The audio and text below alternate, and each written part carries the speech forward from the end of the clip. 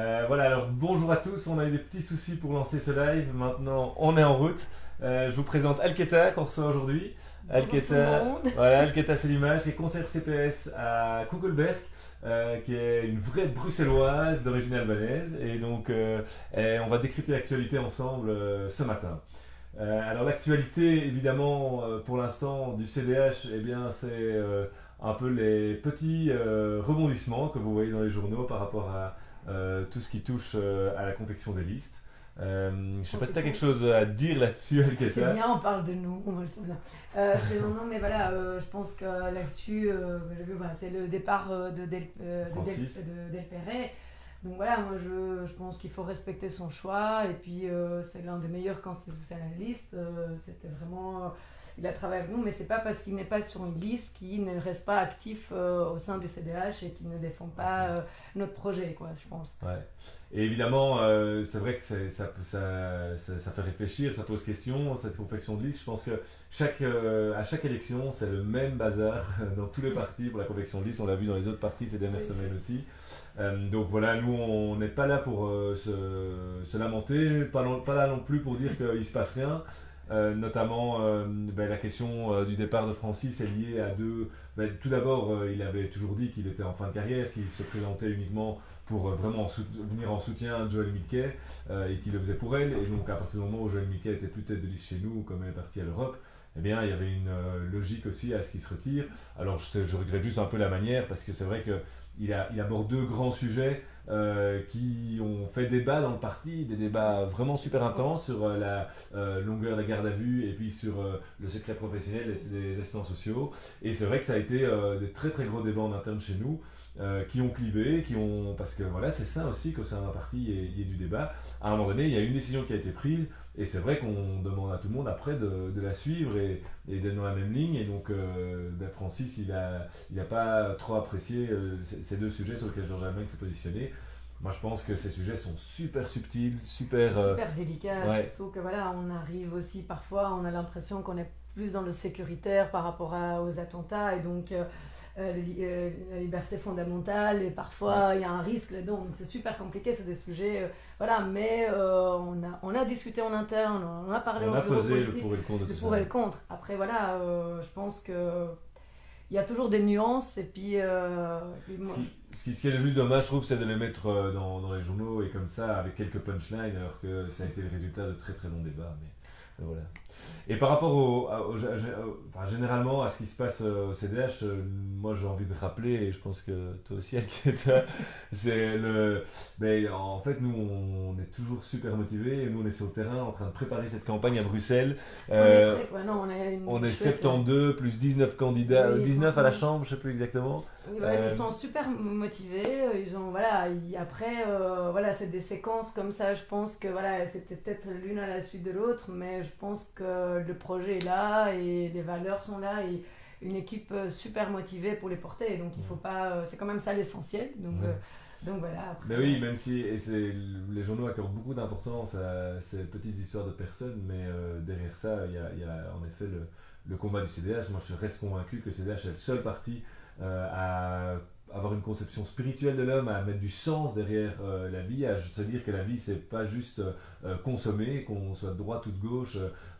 C'est pas ça la vie. La vie, c'est les relations humaines et c'est ça que nous, on met à l'avant-plan. Et donc, je continue à croire que le projet CDH a toute sa pertinence et on va se On va donner défendre pendant ces 2 mois qui viennent, exact, défendre à fond. sur le terrain. Alketa à la 5e place sur la liste fédérale et moi à la 4e sur la liste régionale. Donc voilà. Vous le verrez souvent, quoi, Voilà. sur le terrain. Et alors pour vous montrer aussi que sur le fond ça bosse, il y a eu il y a toute la procédure sur le programme qui a eu lieu. On va voter le programme maintenant samedi en congrès, un congrès à Bruxelles, un congrès à Namur avec Maxime Prévost qui sera en hologramme à Namur et en présence physique à Bruxelles, donc ça va être assez amusant. On est in quand même. On est in ouais, pour donner une autre image. Et alors, sachez que par exemple, les jeunes CDH, nous on a déposé 94 amendements que moi j'ai défendu toute une nuit devant le bureau politique pour faire passer nos amendements au programme, Dont la faire plupart évoluer. sont passés. Hein. Et toute une série d'amendements qui sont passés, exact. Et donc ça va être, vous découvrirez tout ça à partir de samedi, le programme du CDH.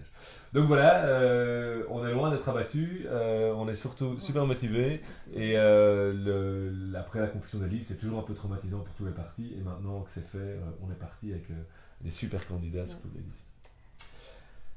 Alors, qu'est-ce qu'on peut aborder comme d'autres sujets d'actualité ? Moi, j'en ai vu un dans les médias ici que j'ai sorti cette semaine. C'est un grand article de la Libre Belgique sur les prisons. On parle, le grand titre, c'est « Il y a 8 fois plus de suicides en prison qu'en dehors des murs ». Donc ça, c'est quand même super interpellant. Ouais. Alors que, franchement, c'est une phrase un peu qu'on dit souvent, c'est on juge la société vraiment par rapport à l'état des prisons. Et que la Belgique, je pense qu'elle a été même condamnée par la Cour européenne des droits de l'homme, justement parce qu'il y avait un manque de place dans les prisons. Et voilà, c'est super interpellant quand on voit un article comme ça. On est quand même capitale européenne, on est censé... Ouais. Ça, c'est quand même des droits de base. Et quand on voit, tu disais, trop grande population dans les prisons, aussi, le gros souci, c'est que très vite, on envoie des cas psychiatriques dans les prisons, alors que les prisons sont absolument pas faites pour accueillir. Voilà. C'est bien ça, voilà, c'est des financements, on n'a pas, et voilà, même pour la réinsertion, et c'est un des points, on avait fait une carte blanche avec les jeunes, et la réinsertion, c'est quand même un point fondamental, et on n'a pas misé assez là-dessus, donc c'est vraiment dommage. En fait, il faut se rendre compte que la prison a deux buts. Oui, il y a un aspect isoler le détenu pour pas qu'il fasse pour pas qu'il répète ses actes dans le public, mais il y a aussi l'aspect, et c'est l'aspect évidemment le plus important, c'est essayer de le réinsérer dans la société. Aujourd'hui, on a un taux de récidive de 50%. Je ne sais pas si vous vous rendez compte, ça veut dire que un détenu sur deux, quand il sort, recommence. Donc en fait, la prison n'aide pas du tout à se repentir et à se réinsérer dans la société. Un autre chiffre pour encore un peu vous foutre les boules, c'est que 33% des détenus consomment de la drogue en prison. Donc c'est quand même, comment voulez-vous créer un cadre correct et agréable pour que ces détenus se réinsèrent. Donc là, on a un vrai souci en prison et ça doit... Maxime Prévost a fait une grosse sortie sur la justice il y a quelques semaines. Le refinancement de la justice qui est complètement aussi à revoir. Donc voilà, il y a encore des manquements là-dessus. On a vu qu'il y avait des manifestations, des acteurs judiciaires. Donc voilà, ça prouve qu'on doit vraiment, en tout cas les nouveaux gouvernements qui vont être en place à partir du 26 mai, doivent vraiment mettre l'accent là-dessus. Avoir une approche plus humaine de ces sujets-là, en fait, vraiment. Bien, donc ça c'était sur les prisons. Je ne sais pas s'il y a déjà des questions qui sont sous la vidéo. N'hésitez pas, j'ai oublié de le dire en introduction, mais vous êtes évidemment là pour nous interpeller et proposer les sujets que vous voulez discuter. Donc j'ai l'impression que cette semaine, il y a un peu moins de réactions que d'habitude, mais c'est très bien. Les gens préparent les vacances et ils partent. Ouais, c'est vrai, en vacances. Alors parlons de vacances, parlons un peu du Brexit là. Ça c'est quand même un sujet qui fait la une de tous les journaux. Oui, il faut savoir qu'Alketa est responsable international des CDH, des jeunes CDH, et donc elle a une analyse pertinente de la situation. Pertinente, je sais. Non, je pense qu'aujourd'hui même ils se réunissent justement pour analyser une nouvelle proposition, étudier une proposition qui, en fait, ils veulent repousser le délai et trouver une alternative en fait à l'accord proposé avec l'Union européenne. Et donc voilà, on voit qu'ils réessayent. Le problème, c'est qu'on arrive au 26 mai, et alors est-ce qu'on pousse le délai, mais alors ils se présentent aux élections, parce qu'il y a des élections le 26 mai. Est-ce que voilà, Juncker l'a dit encore le week-end dernier, il a dit à un moment donné, nous le 12, soit ils sortent avec accord, soit sans accord, mais il faudra prendre une décision. J'aimerais pas être à la place de Theresa May en ce moment, qui a même appelé le Parti travailleur, s'il vous plaît, help, les journaux anglais qui affichaient à la une help. Voilà, donc voilà, mais j'espère que voilà, je pense que les deux problèmes, c'est vraiment à l'union douanière et alors à la frontière avec l'Irlande du Nord, mais voilà. Et est-ce qu'il y a encore une chance qu'il n'y ait pas de Brexit et que le Royaume-Uni reste dans l'Europe? Parce que moi je ne connais pas suffisamment bien le dossier. je sais pas, moi je leur conseillerais de rester évidemment, Ouais, mais voilà, moi ce que vraiment je voudrais souligner par rapport à tout cela, c'est que l'Union européenne a montré qu'on était unis par rapport à ça, par rapport à cet accord.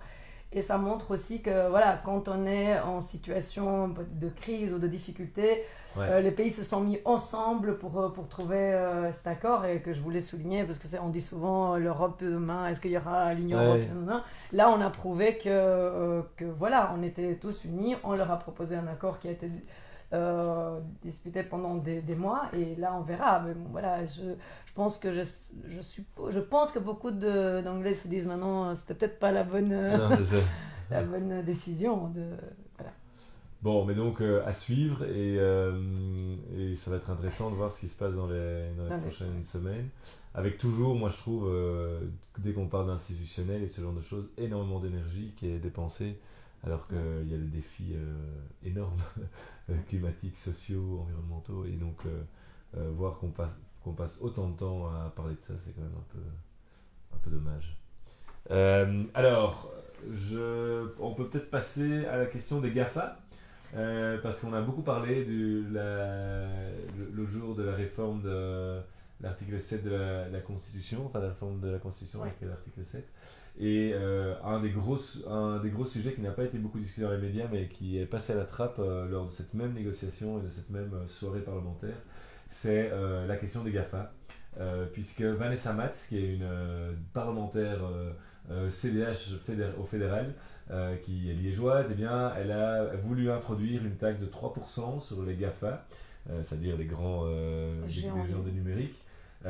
Et l'idée, c'était de taxer les activités en Belgique de ces GAFA, puisque l'idée, c'est que ces GAFA ont un siège quelque part dans le monde, mais sont extrêmement actifs partout.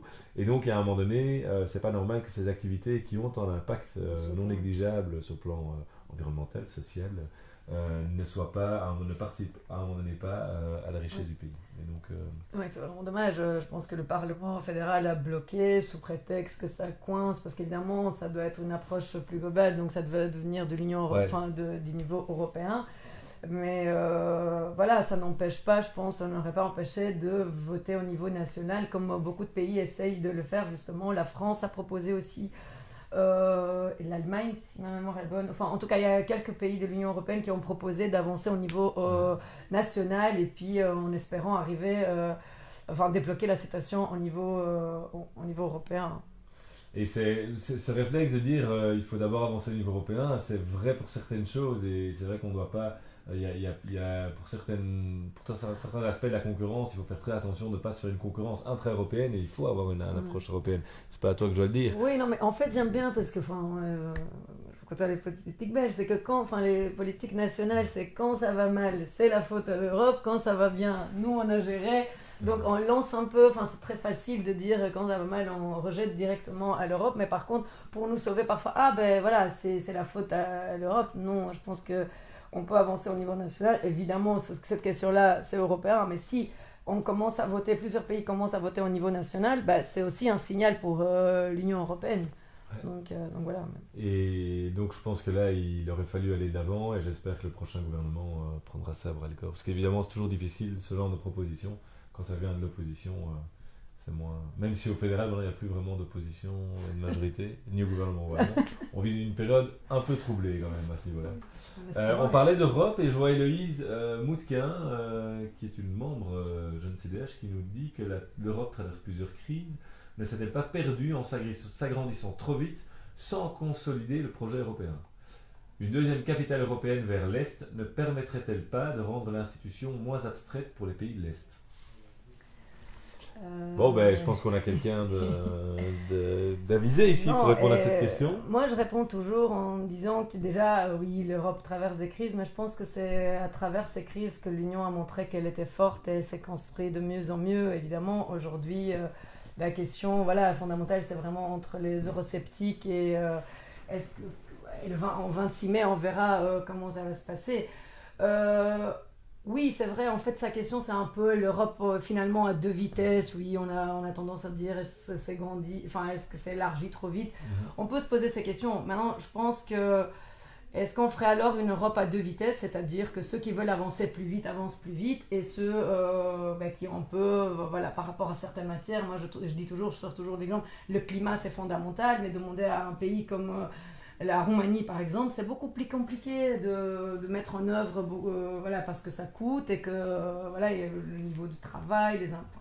Ouais, on n'en est pas au même niveau socio-économique. Voilà, et donc c'est vraiment compliqué. Le problème qui se pose, j'étais plutôt partant de l'Europe à deux vitesses. Le problème qui va se passer, parce qu'on voit qu'il y a un populisme, on voit qu'il y a des eurosceptiques de plus en plus, on n'aura pas l'Europe de vitesse à laquelle on pense, c'est-à-dire les pays qui ont un peu plus de mal ou d'autres qui ont avancé sur cette manière ou qui préfèrent en fait avancer.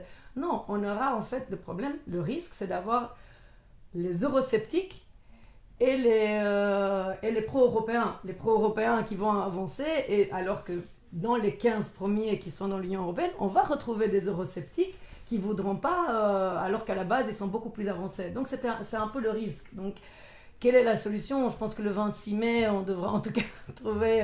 voilà, il y a plusieurs pistes. Je pense que dans le bilan de Juncker, il a proposé il y a 5 propositions de comment voir l'Europe de demain.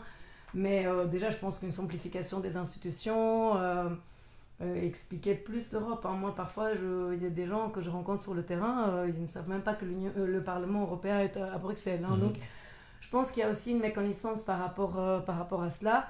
Et voilà, après, je ne sais pas si j'ai répondu. Est-ce qu'il faudrait une capitale je sais pas, je pense pas que ce soit ça le problème, qu'il y ait une deuxième capitale dans les pays de l'Est. Je pense que c'est vraiment justement, nous on va vers une union, donc on se doit plus se réunir par rapport à un projet et pas commencer à diviser avec une ou deuxième capitale ou alors troisième, mais vas-y pour en trouver une autre pour faire tomber d'accord tout le monde. Ouais, mais je pense que c'est quand même important de garder... à un moment donné, il faut créer cette dynamique, enfin, elle est déjà là, cette dynamique européenne, mais il faut la développer, et je pense pas que c'est en divisant l'Europe en deux qu'on va y arriver. Voilà, je pense qu'on a un peu fait le tour des sujets d'actualité pour le moment, enfin, il y a évidemment toujours beaucoup à dire. Moi, je voulais peut-être encore un petit mot sur le climat aussi. Moi, j'étais à la marche pour le climat là dimanche avec toute une série de gens du CDH, et c'est vrai qu'il y avait beaucoup moins de monde que d'habitude. Enfin en tout cas que les marches précédentes. Je pense que le mouvement n'est pas du tout en train de s'essouffler, c'est juste qu'il change un peu de forme. Petit à petit, il y a quand même des choses qui sont passées. Je ne sais pas si on se rend compte qu'on a quand même réussi à faire bouger ce Parlement fédéral, bouger certains partis qui ont changé leur fusil d'épaule pour avancer pour avancer sur cette réforme de la Constitution, même si finalement on n'y est pas arrivé parce que évidemment, il y a quelques climato-sceptiques là qui vont encore bloquer, mais je pense quand même que le mouvement est bien en marche, est en train de bien s'insérer dans la société, dans toutes les couches, que ce soit au niveau de l'entreprise, au niveau du politique évidemment, de tous les partis politiques, au niveau de l'enseignement et autres. On est vraiment en train de on voit avoir vraiment... Oui, on commence à changer la manière de faire. Parfois c'est par des petites choses, mais on voit que tout le monde parle de ça maintenant. Ouais. Donc voilà, après, chacun à son niveau, c'est un peu plus compliqué, hein, ça prendra du temps. Mais je trouve que le message est vraiment bien passé. J'espère qu'avec le nouveau gouvernement, ils iront dans ce sens. Hein. Et surtout, qu'il y a, ce que je trouve bien, c'est qu'il y a maintenant un vrai débat sur la question écologique, sur comment y arriver. C'est-à-dire que l'écologie n'est pas l'apanage d'un seul parti, et tous les partis sont en train de se positionner par rapport à ça, et ça va être ça le choix qu'il faudra faire le 26 mai, c'est-à-dire comment est-ce qu'on veut réussir cette transition écologique de manière très très prudente comme le proposent certains partis, de manière radicale en arrêtant tout, avec une vision très collectiviste, ou en nuançant, ou en donnant quel rôle à l'homme là-dedans. Enfin, c'est vraiment un grand débat qui doit être au cœur des élections du mois de mai. C'est comment est-ce qu'on va réussir cette transition écologique. C'est pas la question de savoir si oui ou non il en faut, tout le monde est d'accord qu'il en faut, mais comment est-ce qu'on y arrive. Et alors, je pense qu'on a rapidement parlé d'enseignement, mais c'est important qu'on s'attarde un peu là-dessus, puisqu'il y a une grosse réforme de l'enseignement qui va passer au Parlement dans les prochaines semaines. notamment, enfin, il y a eu un article, je pense que c'est dans la Libre ou dans le soir, je pense, de la ministre Schins, où voilà, il y a un peu cette problématique, on supprime le CEB, en fait, voilà, on supprime pas le CEB, justement, on propose, en fait, aujourd'hui, à l'heure actuelle, même si on ne réussissait pas la 6e, on avait le CEB et on passait en première secondaire. Là, ce qu'on propose, c'est vraiment, en fait, de ne pas donner le CEB en 6e si on ne réussit pas, de passer en première année dans une classe normale, si je peux, pas différenciée, mais en ayant vraiment une remédiation, accompagnement pour permettre à l'étudiant de réussir le CEB en première. Donc voilà, je pense que dire supprimer le CEB, c'est pas... là, franchement, on permet pas peut-être de donner un papier en 6e, mais on permet justement d'avoir cet accompagnement en première année aux étudiants. Il n'y a rien à faire à un élève qui n'y arrive pas, ça ne sert à rien de le forcer ou de l'arrêter et de lui faire recommencer 10 fois. C'est qu'il faut à un moment donné lui expliquer autrement, l'amener à découvrir ses talents et à exploiter ses talents de manière différente que les autres. Et donc ça, c'est l'accompagnement qui va le permettre. Et c'est plutôt bon de voir que enfin on met de l'argent aussi là-dedans. Ouais, et ça permet aussi de ne pas avoir une espèce de discrimination. Alors ils sont tous, enfin c'est une classe commune et certains étudiants alors ils ont un accompagnement après, donc c'est tout à fait positif. Bien, alors il y a encore une question d'Héloïse Moutquet qui dit comment soutenir l'entrepreneuriat à Bruxelles, particulièrement chez les jeunes. La jeunesse doit-elle se diriger davantage vers les partenaires internationaux ou locaux? Je dois dire là-dessus? Moi, je trouve qu'il faut aider les jeunes entrepreneurs. J'ai un frère jeune entrepreneur, donc il dit, à chaque fois il dit qu'il a un peu du mal, et c'est vrai qu'on n'a pas cette... mindset. Oui, on n'a pas l'impression qu'on a des politiques qui mettent en place pour aider les jeunes entrepreneurs, ce qu'on a beaucoup dans d'autres pays. Et donc voilà, je pense que ça effraie beaucoup de jeunes de se lancer, parce qu'il y a beaucoup de difficultés. Après, je ne m'y connais pas super bien, mais voilà, d'après... Moi, je peux vous en parler un peu plus, du coup, comme c'est pour ça, je suis moi-même entrepreneur. Mais non, pour l'entrepreneuriat, je pense vraiment que Bruxelles a une carte à jouer là-dedans, puisqu'on a énormément de nationalités étrangères qui vivent ensemble, et qui dit différence, dit richesse et créativité. Et donc je pense qu'on a vraiment une carte à jouer à Bruxelles de faire venir les idées qui sont là, qui sont à disposition, dans la créativité qui sont dans les têtes de tout le monde. Eh bien, il faut pouvoir les faire émerger. Les faire émerger comment? C'est par l'accompagnement. Il y a des réseaux d'accompagnement d'entrepreneurs. Je pense à Réseau Entreprendre, je pense à Solvay Entrepreneur, mais il y en a toute une série d'autres qui permettent vraiment à tout le monde en fait avoir un accompagnement pour la création de son entreprise par des entrepreneurs beaucoup plus aguerris, des entrepreneurs qui ont déjà réussi ou qui ont déjà raté, parce que l'échec fait aussi partie de l'apprentissage. Et donc c'est important de travailler sur cet accompagnement, de travailler sur les lieux. À Etterbeek par exemple, il y a un chouette lieu qui s'appelle l'ICAB, où il y a plein de petites entreprises qui travaillent et qui sont en fait en contact les unes avec les autres. Moi j'ai bossé là quand j'ai lancé un projet d'entreprise il y a quelques années, et en fait le fait d'être entouré d'entrepreneurs, d'échanger, ça permet vraiment de se booster. Et quand on voit la sortie de ces... Alors c'est pas des vrais incubateurs, là c'est plus des sortes d'espaces de coworking, mais où chacun a quand même son espace, mais rien que le fait d'être l'une à côté de l'autre, d'avoir quelques événements de networking à midi et autres, ça permet de rencontrer les autres entrepreneurs et vraiment d'avancer très vite. Une autre manière de le faire, c'est évidemment via l'enseignement, puisque toutes les études démontrent que en fait ce qui se passe, c'est que les élèves, les étudiants à la sortie des études ou à la sortie de l'école n'ont pas en tête cette option d'entrepreneuriat. Okay. En fait, on leur demande est-ce que tu veux devenir pilote de chasse, pompier, fonctionnaire, policier, mais personne ne leur dit est-ce que tu veux pas créer ta propre entreprise, parce que ça paraît tellement abstrait que les gens n'y croient pas. Et donc pour ça, il faut vraiment travailler sur, dans les cours, introduire des notions comme le droit à l'échec, comme le fait de se prendre en main, la débrouillardise, la prise de risque. Tout ça sont des choses qui s'apprennent à force d'exercices de groupe, à force comment créer une entreprise, ce qu'ils font souvent dans les sections un peu qualifiant dans le qualifiant, mais là on pourrait déjà le mettre dans le tronc commun, comment créer une entreprise, c'est des travaux de groupe où des élèves se mettent ensemble pour mettre en œuvre, et alors tu as une analyse du projet, donc c'est vraiment, enfin je trouve que c'est vraiment important et ça permet aussi de changer les mentalités et de permettre à des jeunes d'avoir ce déclic, de se dire qu'en fait c'est possible et qu'on n'est pas seul en cas de faillite ou de risque, enfin voilà, il y a et mettre en œuvre aussi des politiques qui permettent d'aider plus en cas de... Et peut-être dernier élément, c'est l'aspect financier aussi, c'est de se dire qu'il faut permettre aux jeunes, aux jeunes ou moins jeunes d'ailleurs, c'est pas une question d'âge, de vouloir lancer son entreprise, de permettre par exemple de garder son chômage pendant un temps, le temps de lancer son projet d'entreprise. Ça permet vraiment d'avoir une certaine liberté et d'oser faire le pas vers l'entrepreneuriat.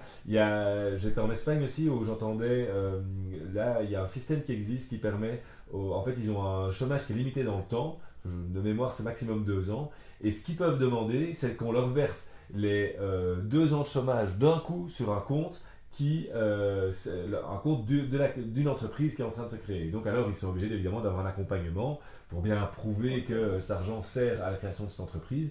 Mais donc c'est ce genre de choses qui peuvent aider, je pense, des gens à se lancer. Je vois que Gilles Châtelain nous dit qu'ils nous suivent en direct de Kinshasa. Et il félicite pour l'initiative. Manon Mogenet aussi, avec grand plaisir. C'est chouette de savoir que ça suit et qu'il y a des gens qui s'intéressent à ce qu'on fait. Sachez aussi que si vous ne savez pas suivre tout le live, on fait chaque fois des reprises un peu de ce qu'on a dit, des quelques moments clés. On les remet après, on les diffuse après sur les réseaux sociaux, via Twitter, via notre page Facebook. Donc n'hésitez pas à vous abonner à nos différents réseaux sociaux. Alors je pense qu'on a fait le tour de tout ce qui était à dire aujourd'hui. Enfin, il y a encore beaucoup de choses à dire. On peut rester pendant des heures. Hein, D'ailleurs, nous, on va aller se faire un petit lunch à 2. Donc, s'il y en a qui veulent nous rejoindre, on est rue des Deux Églises, au numéro 45. Voilà.